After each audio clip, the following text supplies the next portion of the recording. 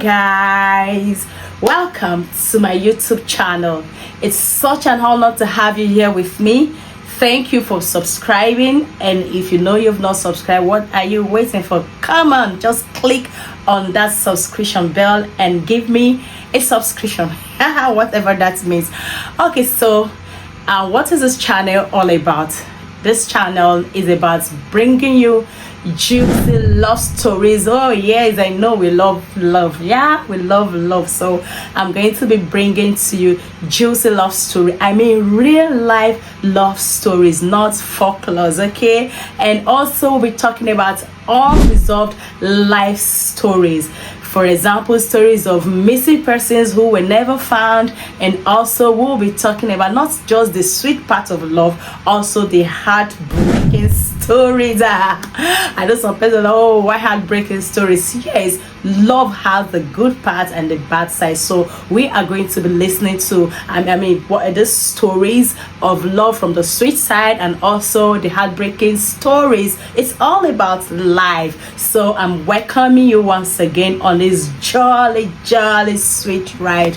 Okay, so on to this episode, what are we discussing about? Okay, before we go into today's discussion, I'm going to ask you this question. Just imagine you have two relatives, let's even say one relative that you don't know their whereabouts for 35 good years. You don't know their whereabouts, like you've not heard anything about them, even from them. Nobody had seen them except the last time they were seen before their disappearance. Just imagine, how are you going to feel? For 35 years, no closure about the whereabouts of these sisters. So you can imagine the feelings and the pains the family members have gone through and are still going through, because nothing has been heard about them. You know, it's a different thing if they later found out that they were unalived, or probably something happened to them and stuff like that. But nothing has been heard about these sisters since they were last seen. So who were these sisters? Yeah, we will come back. Welcome back. So who were these sisters? They were two fraternal twin sisters whose names are Danelle Latonia Millbrook and Janice Latrice Millbrook. They were born on the 2nd of April 1974, and they disappeared on the 18th of March 1990. So how did this happen? They lived in the county of Augusta, Georgia, in the United States of America. They were living with their families, their parents, and their siblings. So on this fateful day, it was told that their mom sent them on an errand first to the church to get something from the church vicinity, and they came back, and that's the family had their lunch, or was it lunch or breakfast? The family ate together.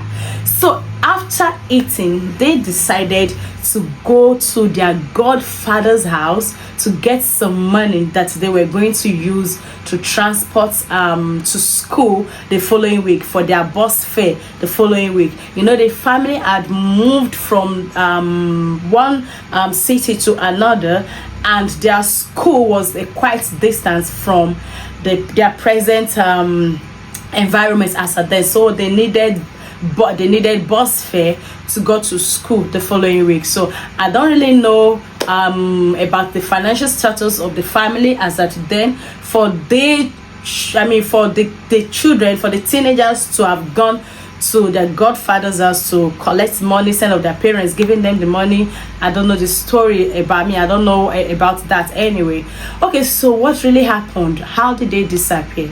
Now let's get to this. Before, when they came back from the church, they told their mom that while they were coming back from the church, there was this particular man that was following them with a van. You know, it was in a van and he was trailing them, but nothing was found about the man. So that's that one just died there. Okay, no further information was heard about the man. Okay, so it was on that very day that they decided to go to their godfather's house to get some money for school the following week. So they went to their godfather's house, who gave them $20, and they also gave them some few extra change for them to get some snacks on their way back home. So while they were going back home, they decided to branch at their cousin's house, asking their cousins to accompany them back home. But their cousin's mom refused and said it was getting kind of late, so it won't be possible for their cousin to go with them. Okay, that is understandable. If it was getting dark and the cousin accompanied them back home, who is going to accompany the cousin back home? Okay, so that is understandable. Okay, so the two sisters continued on their way, and they decided to stop at their older sister's home and stay there for like 15 minutes and ask her, "Sister, please, can you accompany us back home?" And their sister was a nursing mother as at that time, so she could not leave her baby to accompany them back home. So these two sisters continued on their way back home. Oh God, I can just imagine. Okay, so while they were going, they decided to make a stop at a gas station called Pump and Shop. They wanted to get some snacks and then some sodas, some drinks, okay, probably juice, now teenagers, so just to munch on some things while they were on their way home. So when they got to the Pump and Shop, they got those stuff, and that was the last time they were ever seen. The last time they were ever seen. And this was as far back as 18th of March 1990. They were just 15 years old. So I guess it was becoming late, and the parents expected that by then they should have been home. And I'm sure probably they put out a call across to their godfather, and they probably told them the teenagers already left. Okay, so the parents waited, and since it was getting late and no word from about their whereabouts, they decided to contact the local police, the sheriff, and they were asked to wait for 24 hours before filing missing person complaints. Okay, so the parents waited for 24 hours, and then when 24 hours had passed and no words, nothing about the girls, they decided to file a complaint, and so the investigation started. So it was during the investigation, the family members they approached to accompany them now said there was something weird about them asking people to accompany them. Probably there was an encounter, when they had an encounter with someone on their way, okay, and they were scared to go home all by themselves. You remember when they first went to run the errand to the churchyard, they told their mom that a particular man was following them with a van. Okay, the man was in a van and was following them. So who knows if that man was staying, had hidden himself somewhere, and then okay, when he saw them, he decided to follow them, and probably he was responsible for their disappearance. We don't know about that. But for them to have asked their cousin to accompany them, and also ask their sister to accompany them, it probably means something happened on the way that made them scared to go home all alone. But they didn't tell their family members anything like that, so that was just speculation. But still yet, it's not ordinary, it's just beyond ordinary. You understand, something must have prompted them to ask for people to accompany them. Okay, so the case, the search continued. They kept on searching for them. They did all they could do, still yet nothing was heard about them. So their 16 years and their 16th birthday came, 17th birthday came, nothing happened, and the case was closed in 1991.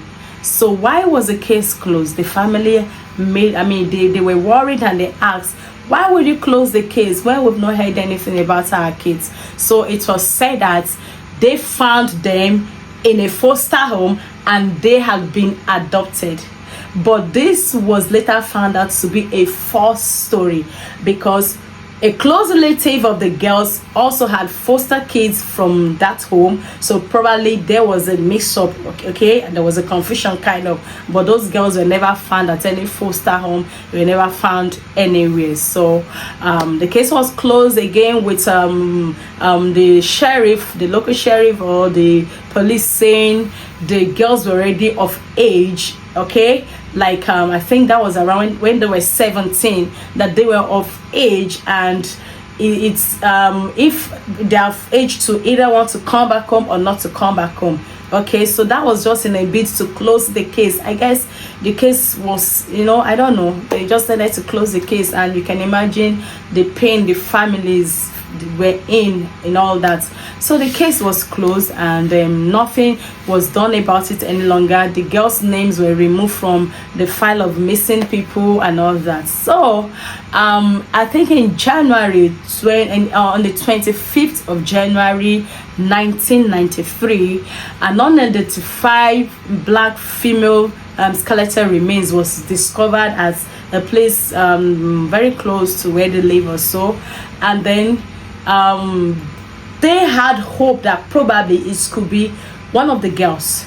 So they took it for DNA, for investigation, all that, and then the family had this hope, okay, but then it was found out that the DNA did not match. So the skeletal remains was none of the girls. So you can just imagine the frustration the family still felt, because that would have given them a kind of closure that probably something had happened to them, and at least they can now know that, oh, probably one of them is dead and one of them is still out there, or both of them something bad has happened to them. Okay, but just imagine you're hanging by the thread with nothing, with nothing at all, no news and all that.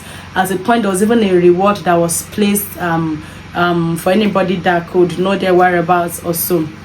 Okay, so that case was closed. But in 2023, their sister Shanta Sturgis decided to, she advocated for the reopening of her sister's case.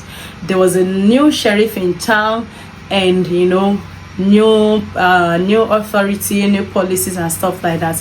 So she advocated for the reopening of the case, because come on, why would my sister has been missing and nothing has been said? Even the media did not do much about the search and all that. Okay, so the new sheriff took up the case, and it was open for further investigation, and up till now nothing whatsoever has been heard about the girls. There was a suspect in this case. His name was Joseph. That his first name was Joseph. So because he had several charges against him pertaining abuse on women and disappearance of women, or stuff like that. So he was a suspect. He was very active in the area where these girls lived, so he was a suspect. But as a then, he was facing a particular charge of the murder of some ladies and all also. So he died even before the trial began. So there was nothing to be done about that. He was not charged for this particular case. So that still remained unresolved. So imagine these two sisters, who knows where they are. For God's sake, they would be 50 years old right now, because if they were born on the 2nd of April 1974, okay, so it means that is that they were 15 years old when they got missing, and last month was April, so it means 15 plus 35 years, that should be 50 years, and they should be someone's mothers and probably even grandmothers. Okay, but only God knows what happened to the sisters. Only God knows what happened to them. Only God knows their whereabouts, if they're still alive or they've been unalived. Only God knows. But this is the family. I can just in fact, you cannot begin to imagine the pains their mother have gone through all these years, not being able to hear anything about our girls, even though they had 8 siblings, but their family was closely knitted. When the investigation was going on, there were speculations that probably the girls ran away from home, but the family debunked that speculation because they said these girls were lovely kids. They were wonderful kids. They love kids, and they were lovely, they were well behaved, so there was no reason for them to have run away from home. They were loved back at home, so there was no reason at all for them to have run away from home. So when the investigation was going on, they asked the attendant at the pump and shop where they were last seen if she noticed any kind of strange behavior when the girls came in. And she said no, they were just okay. They were just their usual self, because she was familiar with the girls and she was the last person to see those girls before they disappeared on that particular day. So as it is right now, nothing has been heard and this case still remains unsolved.